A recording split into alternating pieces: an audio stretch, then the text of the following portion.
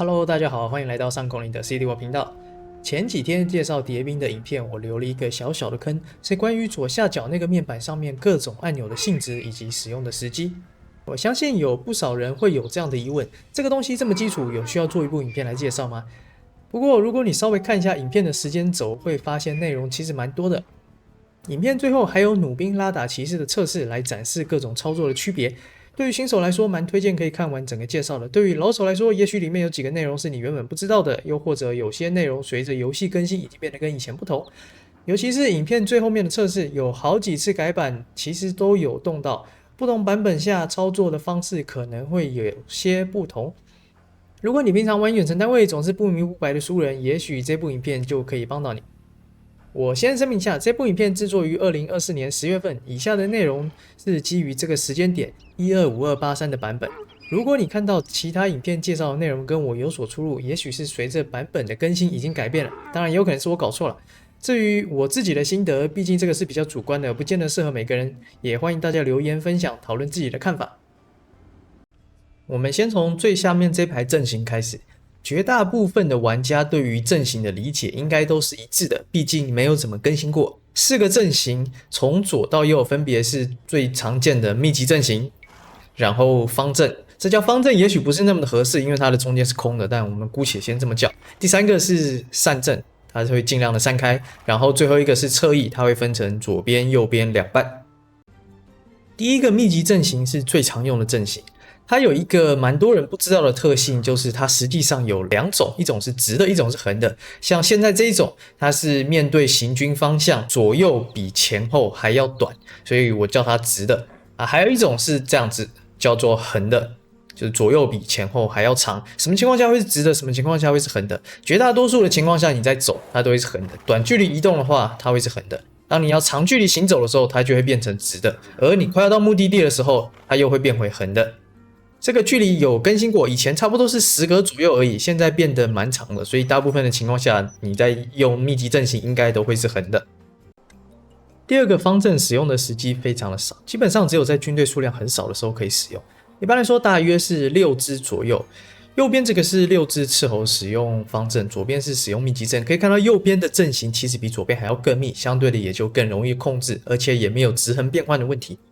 有时候几只肉马被枪兵给追着的时候，这时候我想要跑，然后他突然一个直横变换，那我后面的肉马原本在前排，他突然跑到后排，可能就会被戳到。这个是阵型一致性，同样也是一致性的问题，就是在于骑士要冲锋的时候。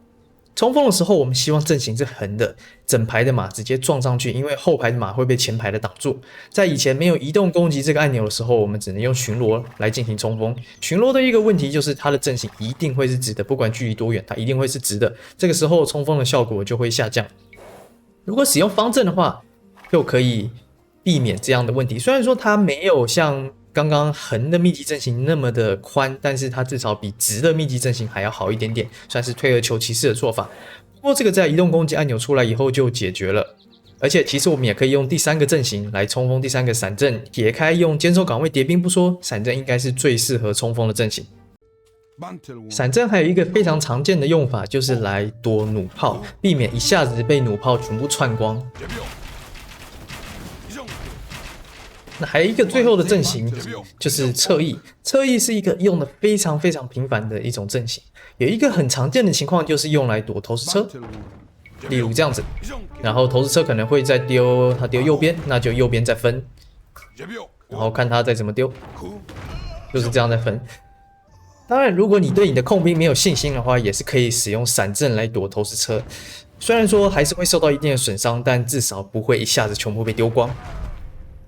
侧翼还有一个非常常见的，就是用来躲避远程攻击。在对方没有弹道学的情况下，你在行进间用侧翼跟一般阵型，你就可以相当于是走斜线，很容易可以躲避对方的攻击。在对方有弹道学的情况下，你就是快速的抖，这样子他会预判到一个非常遥远的目标。除此之外，还有一个比较少见的功能，就是你可以用侧翼去闪对方的兵，像这个样子。可以用侧翼去闪掉对方的长枪兵，在你的特定数量的情况下，用侧翼来闪会比你直接绕过去还要容易。不过我觉得这个东西耍帅的成分居多吧。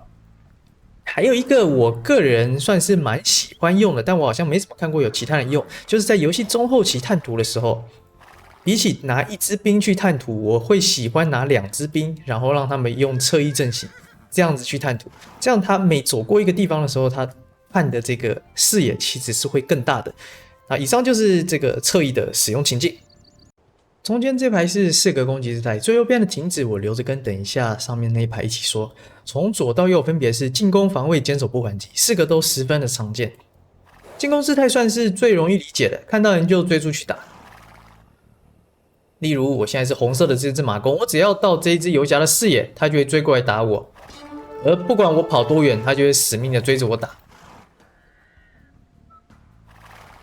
再来第2个防御姿态，它跟进攻姿态有一点像，看到人就会追去打。这样，我的马弓靠近，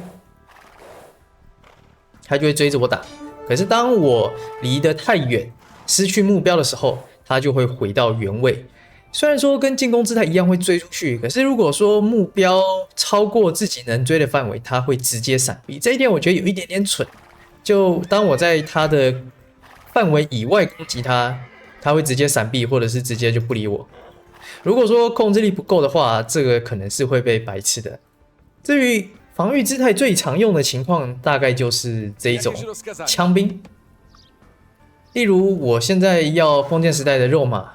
要去偷人家的村民，我身边看到一支枪兵，这个时候我可以做的就是我慢慢的、悄悄的把它拉开。我还不用分兵哦，我就是悄悄的把它拉开就好了。当我拉到一个程度以后，因为枪兵走得慢嘛，我这个时候就可以回来吃这些村民。那如果说我把枪兵使用防御状态的话，当我要做一样的操作，我想要从这边把它拉出去的时候，拉到一个距离，他就会默默的自己回家，这样子他就可以有效的保护这些村民。第3个坚守岗位，你的单位不会离开他原本的位置，打得到就打，打不到就白白挨打。例如我把这只马弓稍微拉离开游侠的攻击范围，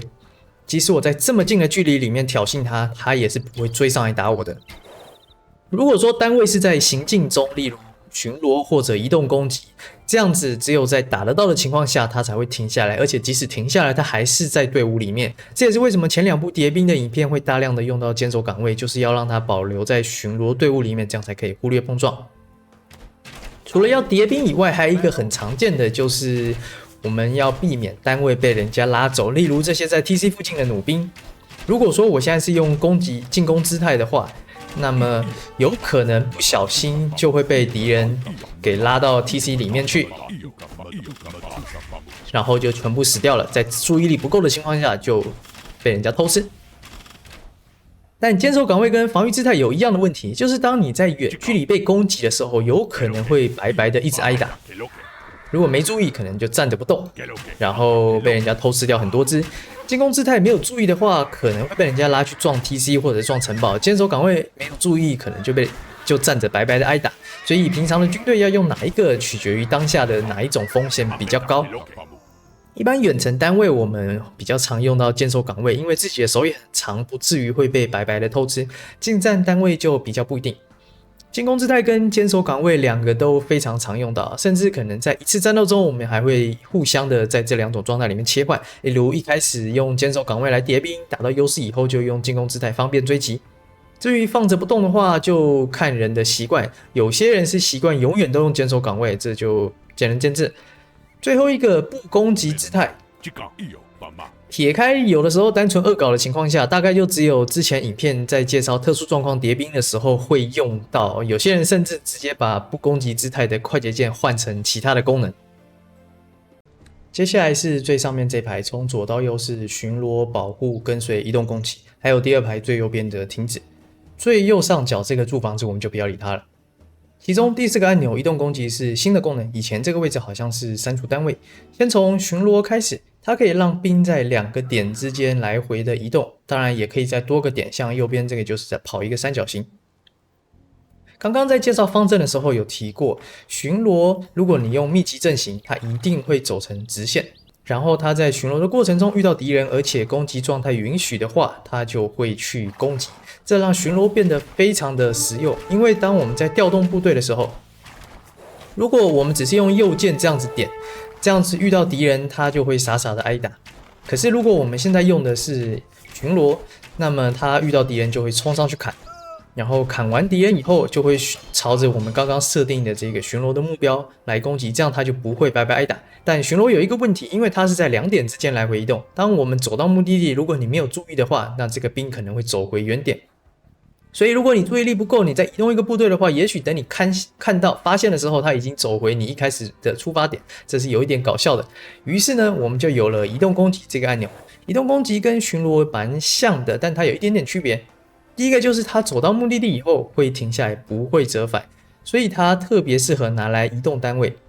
因此，除了一些特殊的情况，例如我在调动部队的过程中，我想要他们忽略路上的建筑物，这个时候我才会用一般的移动指令，否则我基本已经用移动攻击来取代掉一般的移动指令了。再来就是密集阵型，用移动攻击，它会遵照着我们说的长短来判断是直的还是横的。我们在冲锋敌人的时候，都希望用横的阵型，移动攻击在这一点做的比巡逻还要更好。因此，近战单位除了一些比较罕见的情况，像是要叠兵以外，基本上我已经不太会用到巡逻了，都是用移动攻击。远程单位的话，则是因为叠兵叠得非常的频繁，所以我还是蛮常在远程单位上面用到巡逻的。我这边分享一个比较罕见的情况，也是我自己会用到的，就是有的时候敌人进来我们的贸易路线，然后整条贸易路已经遍布着敌人一大堆的兵。这个时候我会抓一些兵，像是马弓之类的，在自己的贸易路线上面巡逻，清理整条贸易路线。这是少数我会真的用到巡逻的一个地方。保护、跟随还有停止这3个我们一起看。先说跟随，当你命令单位去跟随另外一个单位的话，它就会跟着。然后有一点很奇怪的就是，不管是你跟随的目标受到攻击，还是你命令去跟随别人的这些东西受到攻击，他们永远都不会反击，不管你的攻击姿态是什么，他都不会反击。所以在正常的游戏里面，除了推路以外，我想不到跟随还有什么其他的用途。那如果你们知道它有什么隐藏用途的话，麻烦留言告诉我，因为我是真的非常的好奇。那些恶搞的情况下除外。再来下一个是保护，保护跟随有点像，会跟着保护的目标，有一点点区别，就是如果被保护的目标受到攻击的话，这些护卫队就会去攻击这些敌人。这一点听起来好像实用很多，那实际上也不太有用，因为我们可以用巡逻或者是用移动攻击就好了，没有必要用保护，而且保护这个功能问题还蛮多的，就常常卡卡的。所以大部分情况下我是用不到这个指令的，大概只有一个情况特例，就是有一些封闭的图，例如开道或者是已经围好的黑森林，我已经用不到肉马了，那我就会把这只肉马拿去保护一直在远处盖房子的村民。如果这只村民遇到狼的话，这个肉马就会帮忙攻击。除此之外，我想不到还有什么其他的用途。不过我稍微提一下，保护它曾经有一个非常有用的功能，就是它可以立即攻击。例如我现在这一群弩兵，我想要它边走到一半，我想要它攻击，那当然我可以直接点一下这个冲车嘛，但这个有一些问题，我等一下一起讲。那除此之外还有一个就是我可以用移动攻击，刚刚那个是巡逻，或者是用移动攻击。这样子也都可以去走到一半，然后去攻击目标。但有一个小小问题，就是我用巡逻或者是用移动攻击的时候，它其实会慢一拍，它会再多走一点点，然后才停下来攻击。如果我现在是用保护，它就会马上攻击。我现在保护自己，它会马上停下来攻击。所以在以前这个功能曾经有这样子一个用途在。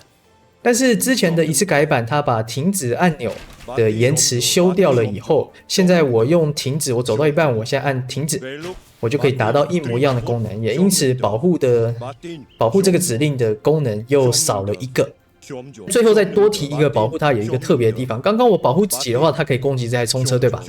如果我保护自己，在这个位置，在 TC 旁边，它是不会攻击建筑物的。可是如果我按停止，它是会攻击建筑物的。这个大概就是唯一的一个地方，但是一般来说你也不会用到这种情况，因为单位会优先攻击部队，而不是优先攻击建筑。如果你附近没有单位，你让它攻击建筑也没什么关系啊。可能可以拿它去保护班乙机的僧侣吧。大概我想不到有什么功能，如果你们知道也欢迎告诉我。最后是停止按钮，刚刚已经说了，当我按下停止按钮的时候，我的弩兵可以马上进行一波输出，但我其实也是可以用点的，这样子也是可以马上进行输出。具体的原因是因为当我点的时候，我的30只弩兵全部输出在对方1只弩兵上面，其实我的攻击是严重溢出的。可是我如果是用停止的话，它会直接找最近的敌人来攻击，像我刚刚一次就杀了3只，那我这样子攻击的效率是会远远的比一只点还要来得高的。接下来我就以弩兵拉打骑士来作为测试，比较一下各种指令组合下的效果。所有的测试都是用40只弩兵来拉打30只骑士，其中弩兵给的是最低配置，只有2射1防，没有拇指环，甚至没有弹道学，大概就是刚升上城堡时代把小弓升级成弩兵，再配一个2射这种最低的状态。这样子连同科技的成本总共是1000的木头，575的食物，2050的黄金，总共的成本是3625。至于骑士，我非常的偏心，给了他顶级的配置，除了2防血统这种必备的以外，跑速也给了，甚至我连2攻都给他。这样子连同科技的成本总共是2870的食物，2620的黄金，总共成本是5490。实际上食物是比木头、黄金还要贵的，但我暂时先把这3种都当成一样的价格来计算。我再重复一次，这个测试是基于2024年10月最新的版本，这次改版大幅改善了弩兵拉打时诡异的路径问题，所以以下的测试结果可能会和以往的经验落差很大，至少对我来说是这样子的。首先我们先来看一次双方都不控兵直接放着打的结果。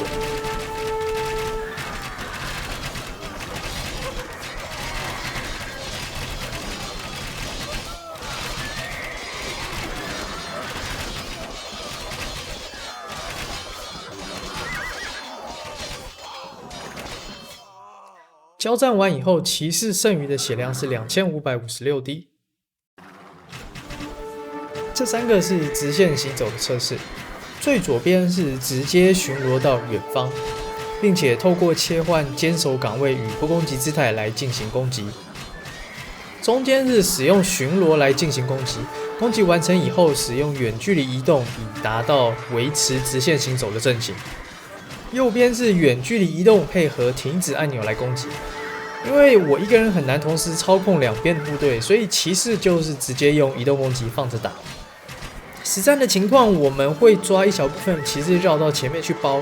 不过我相信这个测试还是十分的有参考价值，毕竟我都已经那么偏心给骑士最顶级的配置了嘛。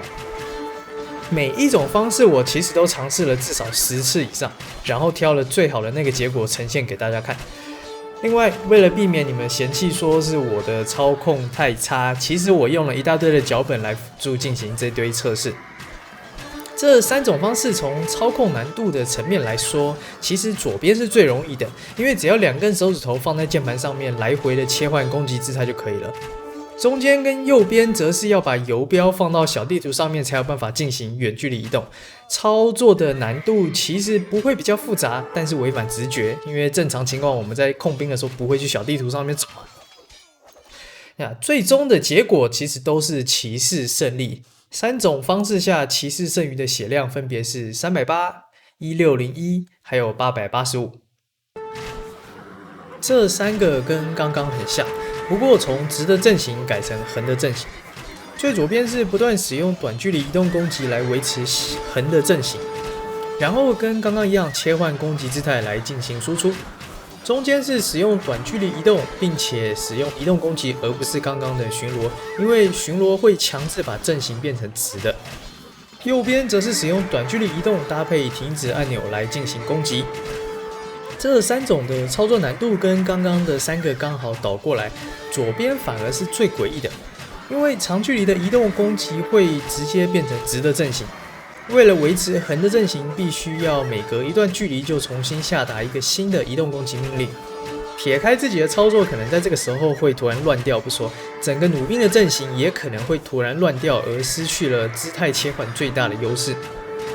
中间跟右边2种的操作就非常的直觉，基本上点一下地板，然后再点一下移动攻击或者是停止按钮就可以了，非常的符合我们的直觉。那么我们可以看到右边的横走停止是已经打完了，而且胜利了。最终的结果，我们可以看到中间跟右边都有明显的进步，而右边甚至是还反败为胜，变成弩兵胜利，剩余395滴血。中间的横走攻击其实也进步了很多，骑士剩余的血量只剩下959滴，而左边的横走姿态切换反而退步了。原因就是刚刚说了，重复下达移动攻击指令的时候，让他的阵型不再像一开始那么的顺畅，走得慢了就会被多打几下。不过其实还是比中间的还要好就是了。最后再来3个，中间跟右边都是方阵，因为方阵没有直横变换的问题，所以不管是巡逻还是移动攻击，它的结果都是一样的。而右边也很单纯的是用停止按钮来进行攻击。其实我一开始只打算放上前面6个测试的影片，毕竟现在这部影片内已经这么多内容，我怕很多人会失去耐心。